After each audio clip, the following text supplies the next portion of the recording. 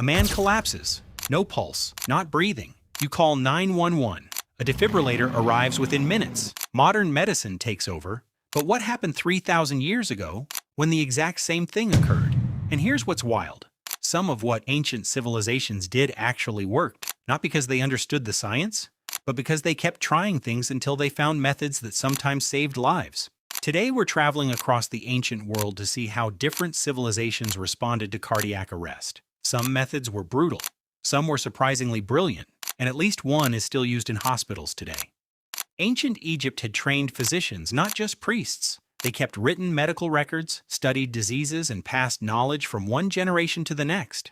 The Ebers Papyrus, written around 1550 BCE, is one of the oldest medical texts ever discovered. Egyptian physicians knew the pulse could be felt in different parts of the body, and when it disappeared, the person was close to death.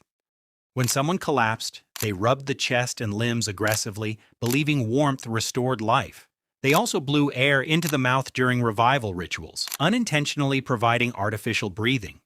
Strong aromatic substances were held beneath the nose to trigger an involuntary gasp. They never called it CPR, but chest stimulation, rescue breathing, and airway stimulation are all part of modern resuscitation.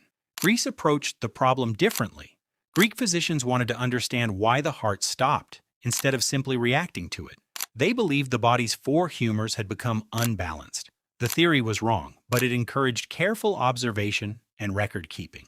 When someone collapsed, bloodletting was often used to restore balance. While ineffective for cardiac arrest, it was based on logical reasoning for the time rather than superstition. They also shook patients, repositioned them, and applied heat to stimulate the body. Galen later improved knowledge of the heart's anatomy, influencing medicine for the next 1,500 years. More important than finding a cure, Greece taught medicine to ask questions. Ancient China developed one of the most sophisticated systems for reading the pulse. Chinese physicians identified dozens of pulse patterns and created specific responses when the pulse disappeared. Needles were placed at key points on the wrist and between the nose and upper lip. Modern research suggests stimulating these areas can affect the autonomic nervous system, which controls heart rate and breathing. When that wasn't enough, physicians applied firm, rhythmic pressure over the center of the chest. Although they explained it as moving stagnant energy, the action closely resembles modern chest compressions. Different explanation. Remarkably similar technique. Ancient India described cardiac emergencies with surprising accuracy. Ancient texts mention chest pain, cold sweat, sudden collapse, and loss of pulse are symptoms that closely match a modern heart attack. Their treatment had several parts. They used preparations made from Arjuna tree bark. Modern studies suggest it supports heart function, although it cannot restart a stopped heart. They also practiced rhythmic breathing techniques by manually moving the chest to push air in and out. Most remarkably, they identified the sternum, the center of the chest, as the main location for treating sudden cardiac collapse, using firm, repetitive pressure directly over the breastbone, the same place where CPR compressions are performed today. By the 11th century, while much of Europe still relied on prayer and bloodletting, the Islamic world had taken a more systematic approach. Ibn Sina's Canon of Medicine remained one of the world's leading medical textbooks for about 600 years. He distinguished between hearts that might still be revived and those beyond recovery by studying pulse patterns. His treatments included cold water applied to the face, which activates the diving reflex, a response still used today for certain heart rhythm problems. He also recommended chest pressure and strong scent stimulants to encourage breathing and circulation. In modern language, that resembles a basic cardiac emergency protocol.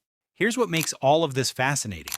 Every civilization independently arrived at many of the same ideas. Press on the chest, help air reach the lungs, stimulate breathing, use cold, support the heart with medicinal plants. Their explanations were completely different. Egyptians spoke of restoring warmth. Chinese physicians described moving stagnant energy. Indian healers referred to vital wind. Greeks believed in balancing humors. Islamic physicians wrote about vital spirits. Different beliefs, remarkably similar actions.